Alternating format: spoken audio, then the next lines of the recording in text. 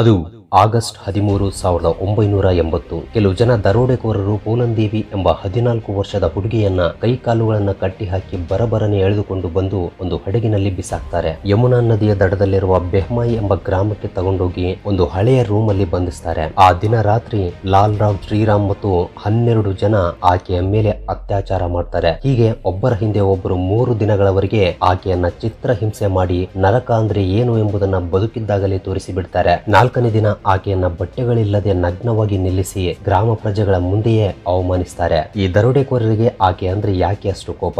ಆ ಹುಡುಗಿ ಅಲ್ಲಿಂದ ಹೇಗೆ ತಪ್ಪಿಸಿಕೊಳ್ತಾಳೆ? ತನ್ನ ಮೇಲೆ ಅತ್ಯಾಚಾರವೆಸಗಿದ ಪ್ರತಿಯೊಬ್ಬರ ಮೇಲೆ ಹೇಗೆ ಪ್ರತೀಕಾರ ತೀರಿಸಿಕೊಳ್ತಾಳೆ? ಈಕೆ ಕಾರಣದಿಂದ ಒಬ್ಬ ಮುಖ್ಯಮಂತ್ರಿ ತನ್ನ ಪದವಿಗೆ ಯಾಕೆ ರಾಜೀನಾಮಾ ಮಾಡಬೇಕಾಗಿ ಬರುತ್ತೆ? ಉತ್ತರ ಪ್ರದೇಶದಲ್ಲಿ ನಡೆದಿರುವ ಈ ರಿಯಲ್ ಸ್ಟೋರಿ ಬಗ್ಗೆ ಪೂರ್ತಿಯಾಗಿ ತಿಳ್ಕೋಬೇಕು ಅನ್ಕೊಂಡ್ರೆ ಈ ವಿಡಿಯೋವನ್ನ ಸ್ಕಿಪ್ ಮಾಡದೆ ಕೊನೆಯವರೆಗೂ ನೋಡಿ. ಈ ವಿಡಿಯೋ ಇಷ್ಟವಾದ್ರೆ ತಪ್ಪದೆ ಲೈಕ್ ಮಾಡೋದನ್ನ ಮಾತ್ರ ಮರಿಬೇಡಿ. ಯಾಕೆಂದ್ರೆ ನೀವು ಲೈಕ್ ಮಾಡೋದ್ರಿಂದ ಯೂಟ್ಯೂಬ್ ಈ ವಿಡಿಯೋವನ್ನ ಇನ್ನೂ ಜಾಸ್ತಿ ಜನರಿಗೆ ರೆಕಮೆಂಡ್ ಮಾಡುತ್ತೆ. So please like this video. So late ಮಾಡದೆ let's get into the video.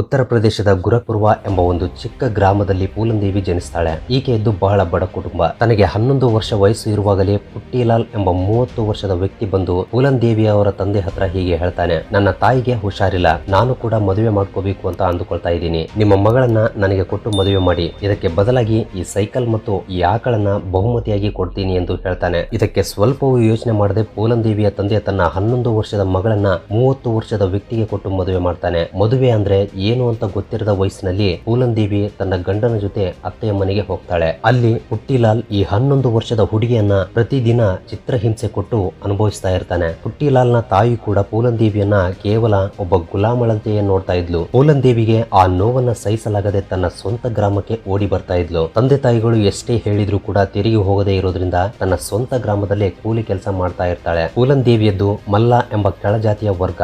ಗಂಡನನ್ನು ಬಿಟ್ಟು ಬಂದವರನ್ನು ಅನುಭವಿಸೋಕೆ ಠಾಕೂರ್ ಎಂಬ ಮೇಲ್ವರ್ಗದವರು ಕಾಯ್ತಾ ಇರ್ತಾರೆ. ಪೂಲಂದೇವಿಯನ್ನ ಕೂಡ ಹೀಗೆ ಎಷ್ಟೋ ಜನ ಕಾಡ್ತಾ ಇದ್ರು. ಒಂದು ದಿನ ತನ್ನ ಮೇಲೆ ಅತ್ಯಾಚಾರವೆಸಗಲು ಬಂದಿರುವ ಒಬ್ಬ ಠಾಕೂರ್ ಯುವಕನನ್ನ ಪೂಲಂದೇವಿ ಹೊಡಿತಾಳೆ. ಇದಕ್ಕೆ ಪ್ರತೀಕಾರವಾಗಿ ಆಕೆಯನ್ನ ಊರಿನ ಮಧ್ಯೆ ಕರೆದುಕೊಂಡು ಬಂದು ದಾರುಣವಾಗಿ ಹೊಡಿತಾರೆ. ಇದಕ್ಕೆ ಆ ಗ್ರಾಮದ ದೊಡ್ಡವರು ಪಂಚಾಯಿತಿ ಇಟ್ಟು ಪೂಲಂದೇವಿಯದ್ದೇ ತಪ್ಪು ಎಂದು ಆಕೆ ಗ್ರಾಮ ಬಿಟ್ಟು ಹೋಗಬೇಕು ಎಂದು ಆದೇಶ ಕೊಡ್ತಾರೆ. ಯಾಕೆಂದ್ರೆ ಅಲ್ಲಿ ಪಂಚಾಯಿತಿ ಮಾಡ್ತಾ ಇರೋದು ಕೂಡ ಠಾಕೂರ್ ಕುಲದವರೇ. ಇದರಿಂದ ಪೂಲಂದೇವಿ ತನಗೆ ಬೇರೆ ಗ್ರಾಮದಲ್ಲಿ ಪರಿಚಯವಿರುವ ಕೈಲಾಶ್ ಎಂಬ ವ್ಯಕ್ತಿಯ ಮನೆಗೆ ಹೋಗ್ತಾಳೆ.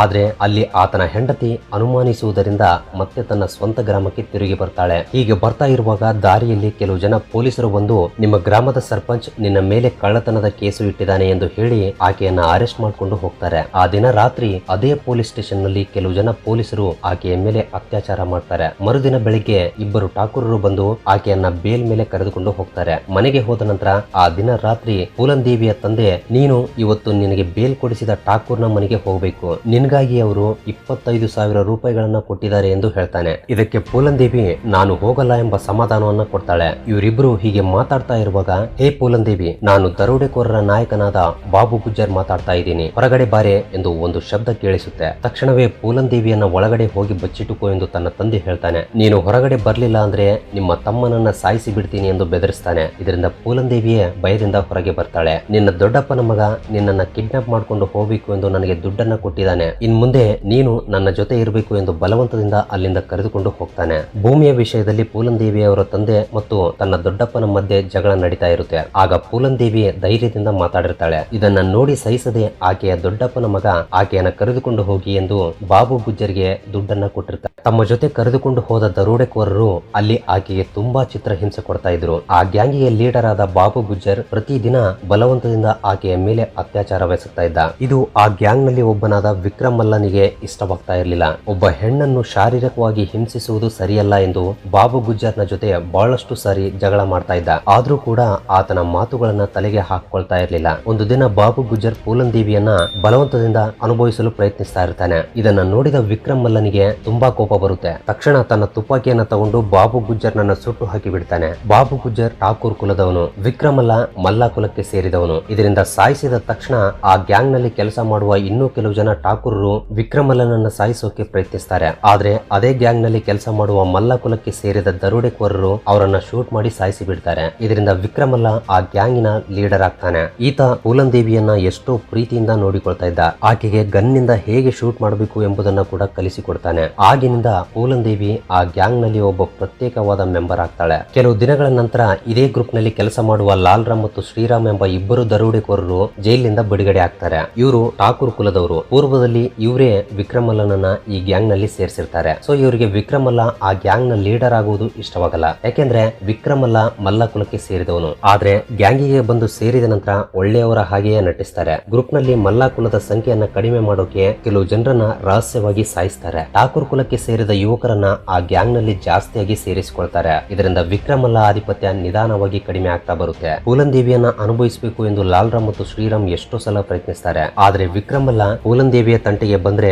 ಬಾಬು ಗುಜ್ಜರ್ಗೆ ಹಿಡಿದ ಗತಿಯೇ ನಿಮಗೂ ಹಿಡಿಯುತ್ತೆ ಎಂದು ಅವರನ್ನ ಎಚ್ಚರಿಸ್ತಾನೆ. ಇದರಿಂದ ಅವರು ಈ ವಿಕ್ರಮಲ್ಲನನ್ನ ಸಾಯಿಸಬೇಕು ಎಂದು ತೀರ್ಮಾನಿಸ್ತಾರೆ. ಒಂದು ದಿನ ವಿಕ್ರಮಲ್ಲ ಮತ್ತು ಪೂಲನ್ ದೇವಿ ಒಂದು ಕೆರೆಯಲ್ಲಿ ಸ್ನಾನ ಮಾಡ್ತಾ ಇರುವಾಗ ವಿಕ್ರಮಲ್ಲನ ಮೇಲೆ ರಹಸ್ಯವಾಗಿ ಬಂದೂಕುಗಳಿಂದ ಶೂಟ್ ಮಾಡ್ತಾರೆ. ಆದ್ರೆ ಬುಲೆಟ್ ಮಿಸ್ ಆಗಿ ಆತನ ಕಾಲಿಗೆ ಬೀಳುತ್ತೆ. ಇದರಿಂದ ಪೂಲನ್ ದೇವಿ ಮತ್ತು ವಿಕ್ರಮಲ್ಲ ಅಲ್ಲಿಂದ ತಪ್ಪಿಸಿಕೊಳ್ತಾರೆ. ಕಾನ್ಪುರ ಸಿಟಿಯಲ್ಲಿ ಟ್ರೀಟ್ಮೆಂಟ್ ಅನ್ನ ತಗೊಳ್ತಾರೆ. ಅಲ್ಲಿಂದ ಪೂಲನ್ ದೇವಿ ತನ್ನ ತವರು ಮನೆಗೆ ಹೋಗ್ತಾಳೆ. ಆದ್ರೆ ತನ್ನ ತಂದೆ, ನೀವು ಇಲ್ಲೇ ಇದ್ರೆ ನಮ್ಮ ಪ್ರಾಣಗಳಿಗೆ ಡೇಂಜರ್, ಅದಕ್ಕಾಗಿಯೇ ನೀವು ಇಲ್ಲಿಂದ ಹೋಗಿಬಿಡಿ ಎಂದು ಅವರನ್ನ ಬೇಡಿಕೊಳ್ತಾನೆ. ಇದರಿಂದ ಪೂಲನ್ ದೇವಿ ತನ್ನನ್ನು ಚಿಕ್ಕ ವಯಸ್ಸಿನಲ್ಲಿ ಮದುವೆ ಮಾಡಿಕೊಂಡು ಚಿತ್ರಹಿಂಸೆ ಕೊಟ್ಟಿರುವ ಪುಟ್ಟಿಲಾಲ್ ಮನೆಗೆ ಹೋಗ್ತಾಳೆ. ಪುಟ್ಟಿಲಾಲ್ನ ಒಂದು ಕತ್ತೆಯ ಮೇಲೆ ಕೂಡಿಸಿ ಆ ಊರಿನ ತುಂಬಾ ತಿರುಗಾಡಿಸ್ತಾಳೆ. ನಂತರ ಅವನನ್ನ ಒಂದು ಮರಕ್ಕೆ ಕಟ್ಟಿ ಹಾಕಿ ತನಗೆ ಇಷ್ಟ ಬಂದ ಹಾಗೆ ಬಂದೂಕಿನಿಂದ ಹೊಡಿತಾಳೆ. ಆ ಏಟುಗಳಿಗೆ ತಡೆದುಕೊಳ್ಳಲು ಆಗದೆ ಪುಟ್ಟಿಲಾಲ್ ಅಲ್ಲೇ ಸತ್ತು ಹೋಗ್ತಾನೆ. ಇನ್ ಮುಂದೆ ಯಾರಾದರೂ ಚಿಕ್ಕ ಹುಡುಗಿಯನ್ನ ಮದುವೆ ಮಾಡಿಕೊಂಡ್ರೆ ಇವನಿಗೆ ಹಿಡಿದಿರುವ ಗತಿಯೇ ನಿಮಗೂ ಬರುತ್ತೆ ಎಂದು ಪೂಲನ್ ದೇವಿ ಎಚ್ಚರಿಸ್ತಾಳೆ. ನಂತರ ನೀವು ಮತ್ತೆ ನಮ್ಮ ಗ್ಯಾಂಗ್ ಗೆ ಸೇರ್ಬೇಕು ಎಂದು ಲಾಲ್ ರಾಮ್ ಮತ್ತು ಶ್ರೀರಾಮ್ ಗಳಿಂದ ವಿಕ್ರಮಲ್ಲನಿಗೆ ಇನ್ಫಾರ್ಮೇಶನ್ ಬರುತ್ತೆ. ಸೊ ಅವರನ್ನ ಬ್ಲೈಂಡ್ ಆಗಿ ನಂಬಿದ ವಿಕ್ರಮಲ್ಲ ಪೂಲನ್ ದೇವಿಯ ಜೊತೆಗೆ ಅವರನ್ನ ಭೇಟಿಯಾಗೋಕೆ ಒಂದು ಪ್ರದೇಶಕ್ಕೆ ಹೋಗ್ತಾನೆ. ಆದ್ರೆ ಮೊದಲೇ ವಿಕ್ರಮಲ್ಲನನ್ನ ಸಾಯಿಸಬೇಕು ಎಂದು ತೀರ್ಮಾನಿಸಿಕೊಂಡ ಲಾಲ್ ರಾಮ್ ಮತ್ತು ಶ್ರೀರಾಮ್ ಆತನ ಮೇಲೆ ರಹಸ್ಯವಾಗಿ ಬಂದೂಕುಗಳಿಂದ ದಾಳಿ ಮಾಡ್ತಾರೆ. ಇದರಿಂದ ವಿಕ್ರಮಲ್ಲ ಅಲ್ಲೇ ಪ್ರಾಣಗಳನ್ನ ಬಿಟ್ಟು ಬಿಡ್ತಾನೆ. ತಕ್ಷಣವೇ ಲಾಲ್ ರಾಮ್, ಶ್ರೀರಾಮ್ ಮತ್ತು ಇನ್ನೂ ಕೆಲವು ಜನ ದರೋಡೆಕೋರರು ಬಂದು ಪೂಲನ್ ದೇವಿಯನ್ನ ಬಲವಂತದಿಂದ ಅಲ್ಲಿಂದ ಎಳೆದುಕೊಂಡು ಹೋಗ್ತಾರೆ. ಆಕೆಯ ಕೈ ಕಾಲುಗಳನ್ನ ಕಟ್ಟಿ ಹಾಕಿ ಒಂದು ಹಡಗಿನಲ್ಲಿ ಬಿಸಾಕ್ತಾರೆ. ಯಮುನಾ ನದಿಯ ದಡದಲ್ಲಿರುವ ಬೆಹಮ್ಮ ಎಂಬ ಗ್ರಾಮದಲ್ಲಿ ಒಂದು ಹಳೆಯ ಮನೆಯಲ್ಲಿ ಆಕೆಯನ್ನ ಬಂಧಿಸ್ತಾರೆ. ಆ ದಿನ ರಾತ್ರಿ ಲಾಲ್ ರಾಮ್, ಶ್ರೀರಾಮ್ ಮತ್ತು ಇನ್ನೂ ಕೆಲವು 12 ಜನ ದರೋಡೆಕೋರರು ಆಕೆಯ ಮೇಲೆ ಅತ್ಯಾಚಾರ ಮಾಡ್ತಾರೆ. ಹೀಗೆ ಕಂಟಿನ್ಯೂಸ್ ಆಗಿ 3 ದಿನಗಳವರೆಗೆ ಆಕೆಗೆ ಬದುಕಿದ್ದಾಗಲೇ ನರಕವನ್ನ ತೋರಿಸಿ ಬಿಡ್ತಾರೆ. 4ನೇ ದಿನ ಅದೇ ಗ್ರಾಮದಲ್ಲಿ ಆಕೆಯನ್ನ ಬಟ್ಟೆಗಳಿಲ್ಲದೆ ನಗ್ನವಾಗಿ ನಿಲ್ಲಿಸಿ ಗ್ರಾಮದ ಪ್ರಜೆಗಳ ಮುಂದೆಯೇ ಅವಮಾನಿಸ್ತಾರೆ. ಇಷ್ಟು ನಡೀತಾ ಇದ್ರು ಕೂಡ ಆ ಗ್ರಾಮದಲ್ಲಿರುವ ಜನ ನೋಡ್ತಾ ಪೈಶಾಚಿಕ ಆನಂದವನ್ನ ಪಡಿತಾರೆ ಬಿಟ್ರೆ ಯಾವ ಒಬ್ಬ ವ್ಯಕ್ತಿ ಕೂಡ ಕಾಪಾಡೋಕೆ ಮುಂದೆ ಬರಲ್ಲ. ಆದ್ರೆ ಆ ದಿನ ಪೂಲನ್ ದೇವಿ ಅದೇ ಗ್ಯಾಂಗ್ ನಲ್ಲಿ ಕೆಲಸ ಮಾಡ್ತಾ ಇರುವ ಮಾನ್ಸನ್ ಸಹಾಯದಿಂದ ಅಲ್ಲಿಂದ ತಪ್ಪಿಸಿಕೊಳ್ತಾಳೆ. ಆತ ಪೂಲನ್ ದೇವಿಯನ್ನ ಬಾಬಾ ಮುಸ್ತಾಕಿನ್ ಎಂಬ ಇನ್ನೊಬ್ಬ ದರೋಡೆಕೋರರ ನಾಯಕನ ಹತ್ರ ಕರೆದುಕೊಂಡು ಹೋಗ್ತಾನೆ. ಈತ ತುಂಬಾ ಒಳ್ಳೆಯವನು. ಪೂಲನ್ ದೇವಿ ಬಾಬಾ ಮುಸ್ತಾಕಿನ್ ಜೊತೆ ಹೀಗೆ ಹೇಳ್ತಾಳೆ, ಬಾಬಾ, ನನಗೆ ನಿಮ್ಮ ಸಹಾಯ ಬೇಕು. ಲಾಲ್ ರಾಮ್, ಶ್ರೀರಾಮ್ರ ಜೊತೆಗೆ ನನ್ನನ್ನು ಬಲವಂತವಾಗಿ ಅನುಭವಿಸಿದ ಪ್ರತಿಯೊಬ್ಬರನ್ನ ಸುಟ್ಟು ಸಾಯಿಸಬೇಕು ಅಂತ ಅಂದುಕೊಳ್ತಾ ಇದ್ದೀನಿ. ನನ್ನನ್ನು ನಗ್ನವಾಗಿ ನಿಲ್ಲಿಸಿದಾಗ ನೋಡಿ ಆನಂದ ಪಟ್ಟ ಪ್ರತಿಯೊಬ್ಬ ಠಾಕೂರ್ ಕುಲದವನನ್ನ ನಿರ್ದಾಕ್ಷಿಣ್ಯವಾಗಿ ಸುಟ್ಟು ಸಾಯಿಸಬೇಕು ಅಂತ ಅನಿಸ್ತಾ ಇದೆ. ನಿಮ್ಮ ಗ್ಯಾಂಗ್ ಅಲ್ಲಿ ಎಲ್ಲರೂ ಮುಸ್ಲಿಮರೇ ಇದ್ದಾರೆ. ನಿಮ್ಮಲ್ಲಿ ಮೇಲು ಕೀಳು ಎಂಬುದೇ ಇರಲ್ಲ. ಅದಕ್ಕಾಗಿಯೇ ನಿಮ್ಮ ಗ್ಯಾಂಗ್ ನಲ್ಲಿರುವ ಕೆಲವು ಜನರನ್ನ ನನ್ನ ಜೊತೆ ಕಳಿಸು ಬಾಬಾ ಎಂದು ಪೂಲನ್ ದೇವಿ ಬಾಬಾ ಮುಸ್ತಾಕಿನ್ ಕೇಳ್ತಾಳೆ. ಇದಕ್ಕೆ ಆತ ಒಪ್ಪಿಕೊಂಡು ತನ್ನ ಗ್ಯಾಂಗ್ ನಲ್ಲಿರುವ 25 ಜನರನ್ನ ಪೂಲನ್ ದೇವಿಯ ಜೊತೆ ಕಳಿಸ್ತಾನೆ. ಪೂಲನ್ ದೇವಿ ತನ್ನ ಗ್ಯಾಂಗ್ ಜೊತೆ ಸೇರಿ ಜಂಗಮಜ್ಪುರ್ ಎಂಬ ಗ್ರಾಮದಲ್ಲಿರುವ ಠಾಕೂರರ ಮೇಲೆ ದಾಳಿ ಮಾಡಿ ಬಂಗಾರ, ಬೆಳ್ಳಿ, ದುಡ್ಡನ್ನ ದೋಚಿಕೊಳ್ತಾಳೆ. ಇದರಲ್ಲಿ ಎಲ್ಲವನ್ನೂ ಕೂಡ ಆ ಗ್ರಾಮದಲ್ಲಿರುವ ಬಡ ಜನರಿಗೆ ಹಂಚಿಬಿಡ್ತಾಳೆ. ಇದರಿಂದ ಪೂಲನ್ ದೇವಿಯ ಹೆಸರು ಆ ಸುತ್ತಮುತ್ತಲಿನ ಗ್ರಾಮಗಳಲ್ಲಿ ಪ್ರಚಾರವಾಗಿ ಬಿಡುತ್ತೆ. ಬಡವರು ಆಕೆಯನ್ನ ದುರ್ಗಾ ಮಾತೆಯಂತೆ ನೋಡಲು ಶುರು ಮಾಡ್ತಾರೆ. ತನ್ನ ಮೇಲೆ ಅತ್ಯಾಚಾರವೆಸಗಿದ ಬ್ರಾಹ್ಮೈ ಗ್ರಾಮದಲ್ಲಿ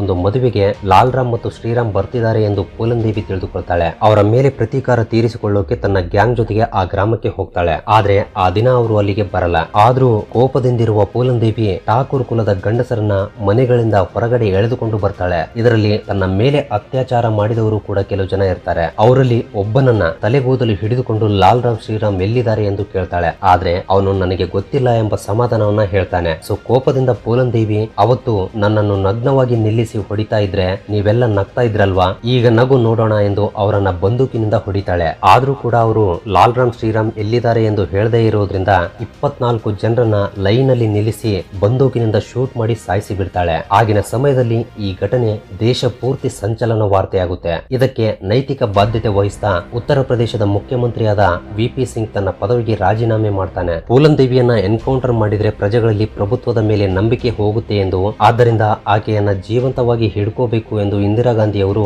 ಉತ್ತರ ಪ್ರದೇಶ ಪ್ರಭುತ್ವದ ಮೇಲೆ ಪ್ರೆಷರ್ ಅನ್ನ ಹಾಕ್ತಾರೆ. ನಂತರ ಬಾಬಾ ಮುಸ್ತಾಕಿನ್ ಅನ್ನ ಎನ್ಕೌಂಟರ್ ಮಾಡಿ ಸಾಯಿಸಿ ಬಿಡ್ತಾರೆ. ಪೂಲನ್ ದೇವಿ ಗ್ಯಾಂಗ್ ನಲ್ಲಿ ಸಿಕ್ಕವರನ್ನ ಸಿಕ್ಕಲ್ಲೇ ಸುಟ್ಟು ಸಾಯಿಸಿ ಬಿಡ್ತಾರೆ. ಇದರಿಂದ ಪೂಲನ್ ದೇವಿಯ ಗ್ಯಾಂಗ್ ನಲ್ಲಿರುವ ಸದಸ್ಯರು ಕಡಿಮೆ ಆಗ್ತಾ ಬರ್ತಾರೆ. ಪೂಲನ್ ದೇವಿ ವಾಸಿಸುವ ಚಂಬಲ್ ವ್ಯಾಲಿ ಸುತ್ತಮುತ್ತಲಿನ ಪರಿಸರದಲ್ಲಿರುವ ನೀರಿನಲ್ಲಿ ವಿಷವನ್ನ ಬೆರೆಸ್ತಾರೆ. ಆಕೆಗೆ ಹೊರಗಡೆಯಿಂದ ಆಹಾರ, ಆಯುಧಗಳು ಸಪ್ಲೈ ಆಗದ ಹಾಗೆ ನಿಲ್ಲಿಸಿ ಬಿಡ್ತಾರೆ. ಇದರಿಂದ ಪೂಲನ್ ದೇವಿ 1983ರಲ್ಲಿ ಫೆಬ್ರವರಿ 12ರಂದು ಮಧ್ಯಪ್ರದೇಶದ ಮುಖ್ಯಮಂತ್ರಿಯಾದ ಅರ್ಜುನ್ ಸಿಂಗ್ ಸಮಕ್ಷೆಯಲ್ಲಿ ಸರೆಂಡರ್ ಆಗ್ತಾಳೆ. 8 ವರ್ಷಗಳ ಜೈಲು ಜೀವನ ಮುಗಿಸಿದ ನಂತರ 1991ರಲ್ಲಿ ಆಕೆ ಜೈಲಿನಿಂದ ಬಿಡುಗಡೆ ಆಗ್ತಾಳೆ. ಆಕೆ ಜೈಲಿನಲ್ಲಿ ಇರುವಾಗ ಗ್ಯಾಂಗ್ ನಲ್ಲಿ ನಡೆದಿರುವ ಅಂತರ್ಗತ ಸಂಘರ್ಷಣೆಯಿಂದ ಶ್ರೀರಾಮ್ ಸತ್ತು ಹೋಗ್ತಾನೆ. ಆಗಿನ ಸಮಯದಲ್ಲಿ ಉತ್ತರ ಪ್ರದೇಶದ ಮುಖ್ಯಮಂತ್ರಿಯಾದ ಮುಲಾಯಂ ಸಿಂಗ್ ಯಾದವ್ ಆಕೆಯ ಮೇಲೆ ಇರುವ ಎಲ್ಲಾ ಕೇಸ್ಗಳನ್ನ ತೆಗೆದು ಹಾಕ್ತಾರೆ. ಪ್ರಜೆಗಳಲ್ಲಿ ಆಕೆಯ ಮೇಲೆ ಇರುವ ಅಭಿಮಾನವನ್ನು ನೋಡಿ ಸಮಾಜವಾದ್ ಪಾರ್ಟಿಯಿಂದ ಎಂಪಿ ಟಿಕೆಟ್ ಅನ್ನ ಕೊಡ್ತಾರೆ. ಮಿರ್ಜಾಪುರ್ ಲೋಕಸಭಾ ಸ್ಥಾನದಿಂದ ಸ್ಪರ್ಧಿಸಿ ಆಕೆ 2 ಬಾರಿ ಎಂಪಿಯಾಗಿ ಗೆಲ್ತಾಳೆ. ಆದ್ರೆ ಪೂಲನ್ ದೇವಿ ಬೆಹಮೈ ಗ್ರಾಮದಲ್ಲಿ 24 ಜನ ಠಾಕೂರರನ್ನ ಸಾಯಿಸಿರುವುದರಿಂದ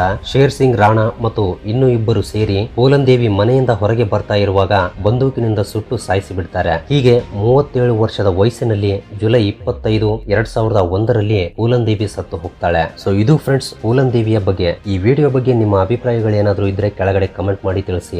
ಅಂಡ್ ಈ ವಿಡಿಯೋಗೆ ಇಷ್ಟೇ ಫ್ರೆಂಡ್ಸ್. ಈ ವಿಡಿಯೋ ನಿಮಗೆ ಇಷ್ಟವಾಗಿದೆ ಎಂದು ಭಾವಿಸುತ್ತೇನೆ. ಸೊ ವಿಡಿಯೋ ಇಷ್ಟವಾಗಿದ್ರೆ ಖಂಡಿತ ಈ ವಿಡಿಯೋಗೆ ಒಂದು ಲೈಕ್ ಕೊಟ್ಟು ನಿಮ್ಮ ಫ್ರೆಂಡ್ಸ್ ಅಂಡ್ ಫ್ಯಾಮಿಲಿ ಜೊತೆ ಕೂಡ ಶೇರ್ ಮಾಡಿ. ಹಾಗೆಯೇ ಫಸ್ಟ್ ಟೈಮ್ ಯಾರಾದರೂ ನಮ್ಮ ಚಾನಲ್ ಅನ್ನ ಈಗ ನೋಡ್ತಾ ಇದ್ರೆ ಕೆಳಗಡೆ ಕಾಣ್ತಾ ಇರುವ ರೆಡ್ ಕಲರ್ ಸಬ್ಸ್ಕ್ರೈಬ್ ಬಟನ್ ಮೇಲೆ ಕ್ಲಿಕ್ ಮಾಡಿ ಸಬ್ಸ್ಕ್ರೈಬ್ ಮಾಡಿಕೊಂಡು ಪಕ್ಕದಲ್ಲಿರುವ ಬೆಲ್ ಐಕನ್ ಅನ್ನು ಕೂಡ ಆಕ್ಟಿವೇಟ್ ಮಾಡ್ಕೊಳ್ಳಿ. ಅಂಡ್ ವಿಡಿಯೋವನ್ನು ಕೊನೆವರೆಗೂ ನೋಡಿದ್ದಕ್ಕೆ love you so much guys.